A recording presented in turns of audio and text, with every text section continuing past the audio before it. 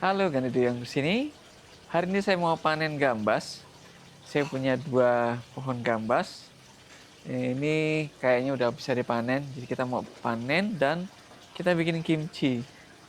Kalau orang-orang bikin kimchi dari sawi, kemudian dari lobak, kita akan coba bikin dari oyong.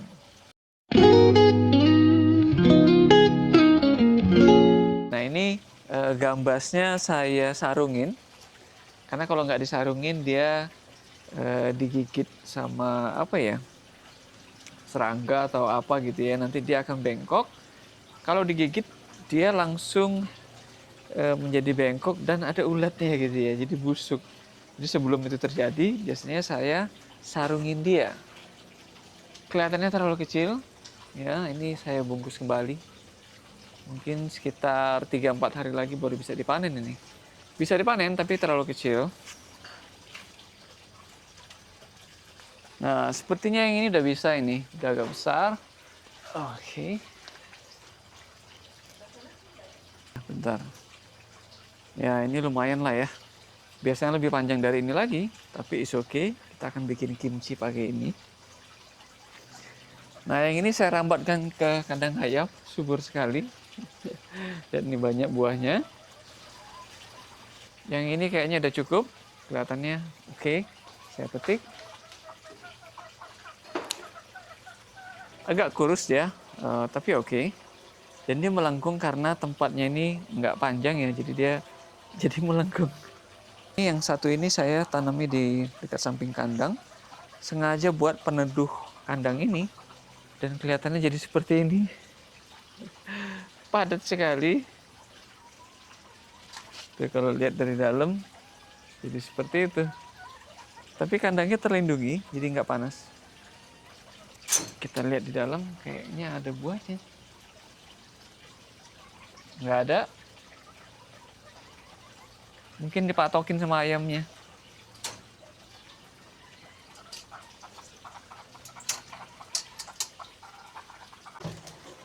Ini dia ada 3. Ini dipetiknya 2 hari lalu. Yang ini yang tadi ya.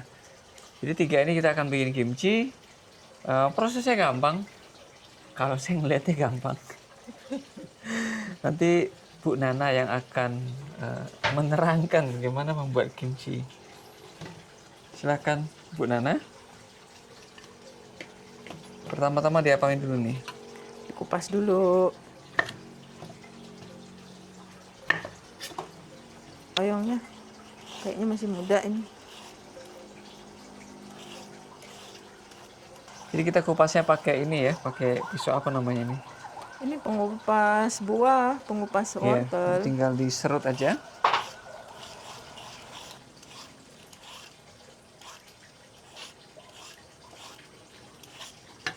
Berarti saya bisa bantu ngaco. Saya bantuin. Potong ujungnya. Potong ujungnya juga. Agak dalam dikit. Kemarin ada yang pahit ya, saya nggak tahu kenapa. Ini pahit nggak ya? Nanti kimchinya jadi pahit. Kayak agak sedikit pahit ya. Potong lagi. Iya. Hah? Iya. Nggak pahit ya? Hmm. Terus gimana dong? Mau dipakai untuk kimchi? Nanti kimchinya jadi pahit. Ini enggak? Iya, dia ujungnya aja. Ujungnya yang pahit. Jadi kita nggak pakai ujungnya. Begini kan? Iya.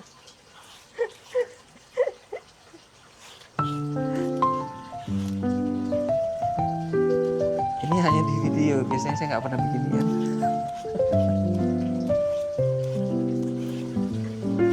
Ini biasanya kalau panen kebanyakan baru dibikin kimchi. Ini adalah salah satu cara kita mengawetkan makanan ya. Karena kalau panennya banyak, kita nggak bisa makan semua. Kalau disimpan kan busuk ya. Kita fermentasi dia, jadi bikin kimchi. Kimchi itu adalah proses fermentasi dengan beras ya. Kasih wortel 1 buat campuran, biar rasanya ada agak manis. Kalau ada wortelnya dia ada sedikit warna merah, ini juga lebih bagus. Juga ada tekstur yang berbeda. Jadi ada oyongnya itu, kemudian ada wortel, teksturnya lebih ramai gitu ya.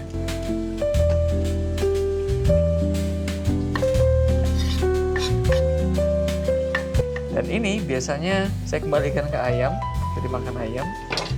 Saya nggak tahu mereka makan apa enggak, tapi mereka suka ngais-ngais. Mungkin setelah dia busuk, dia akan patok-patok dan makan. Oke, kita cuci dulu.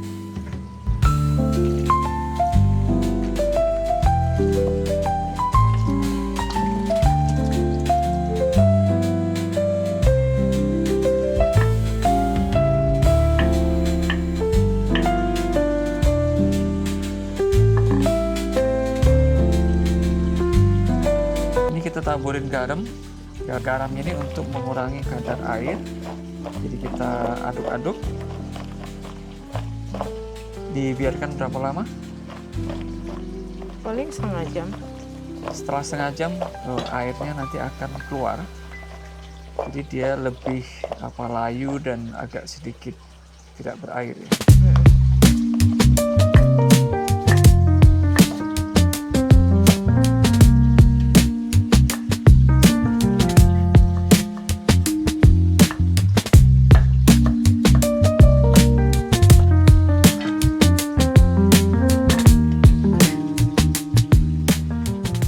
Jadi ini bahan-bahannya ya.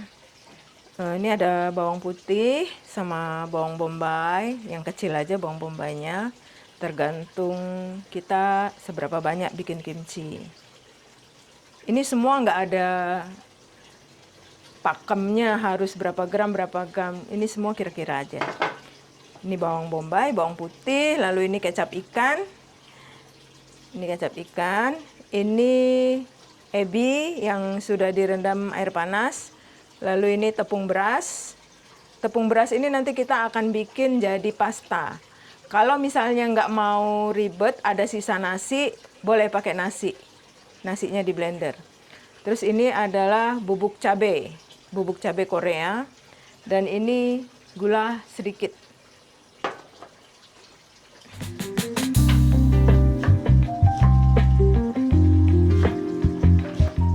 Ini semua di blender jadi satu. Yang di blender ini aja, yang kasar-kasar aja. Masukin tepung berasnya kira-kira.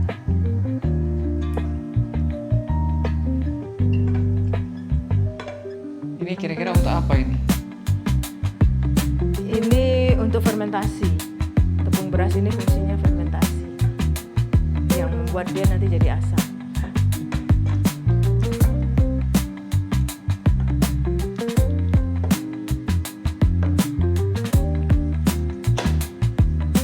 Jadi ini kita mau blender pasta tepung beras. Ini yang udah jadi pasta.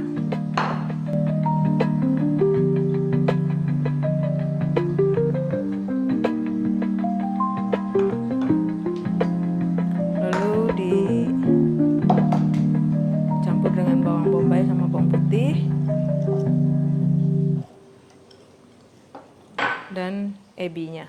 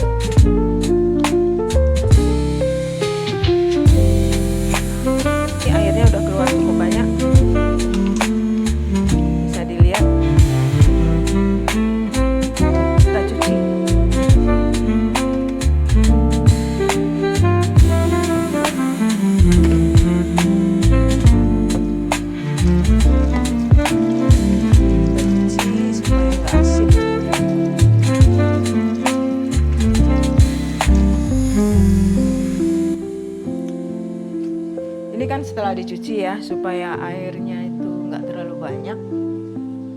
Jadi kita mau peras. Kira-kira seperti ini.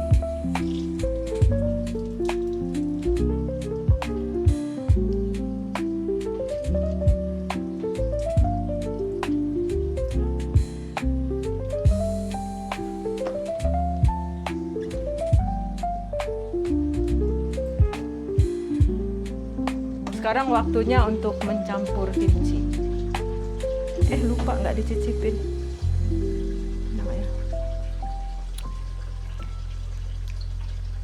Oke. Pertama kita masukin wortelnya dulu.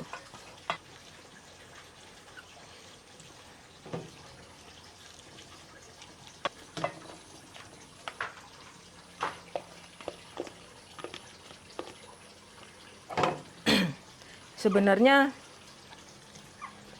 lebih mudah dan cepat tercampur tuh kalau diaduknya pakai tangan. Tapi karena sarung tangan saya habis, jadi pakai spatula saja.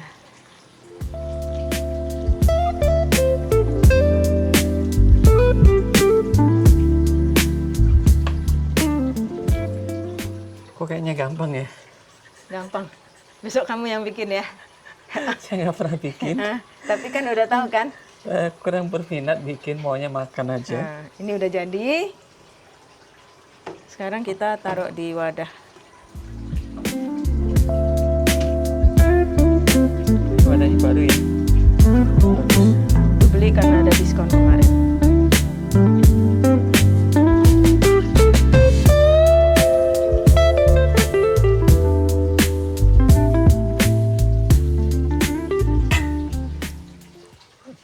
Udah jadi kimchinya. Udah jadi kimchinya, ini ditunggu kira-kira 12 jam diletakkan di suhu ruang. Coba ya. Asinnya cukup. Udah enak sebenarnya, tapi nggak ada asamnya. Kalau dibiarkan sekitar 12 setengah hari jam. atau 1 hari, dia Udah. jadi asam, jadi ya itulah kimchi ya. Kalau belum terfermentasi, tentu bukan kimchi namanya. Belum ada efek bakteri baiknya di dalam. Tapi udah enak harusnya. Kita tunggu setengah hari atau besok kita coba lagi. Besok.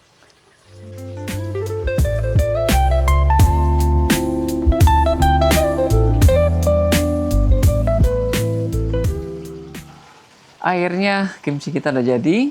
Ini sekitar 23 jam, 24 jam. Jadi dalam sehari aja prosesnya sudah matang, sudah menjadi asam. Saya coba dulu ya. Ini adalah kimchi oyong, karya istri saya. Saya nggak tahu di luar sana ada yang bikin apa enggak. Tapi kita karena banyak oyong, kita coba-coba dan akhirnya berhasil. Ini sudah yang keberapa kali kita bikin.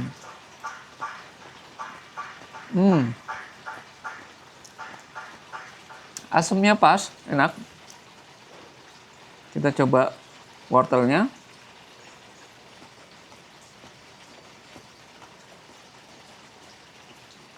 Enak, saya suka banget.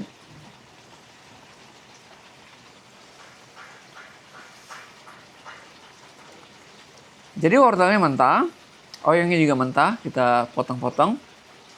Kemudian kita fermentasi, dan dia seperti acar, tapi tidak garing seperti timun ya. Nah, tapi enak, enak sekali. Jadi untuk teman-teman yang punya oyong kelebihan panen, itu bisa diawetkan dengan cara membuat kimchi. Dan ini menjadi nilai tambah lagi karena kimchi itu menyehatkan banget. Dia ada bakteri baiknya, ya, sama dengan Yakult, sama dengan bahan-bahan fermentasi lainnya. Itu sangat bagus buat usus kita. Dengan begitu kita akan punya stok makanan yang beragam. Jadi pada saat kita makan siang, kita ambil beberapa potong ini menjadi kayak sambal, kayak tambahan gitu ya. Jadi kalau kita lihat orang Korea, orang Jepang yang makan, itu kan biasanya banyak ya menunya ya, kecil-kecil gitu ya. Nah salah satunya itu adalah kimchi loba, kimchi sawi, dan macam-macam. Jadi ini juga bagian dari itu, kita bisa makan dengan banyak jenis makanan di makan siang kita, di makan malam kita, sehingga gizi yang masuk ke dalam tubuh kita semakin banyak. Terima kasih sudah nonton, sampai ketemu dengan video lainnya.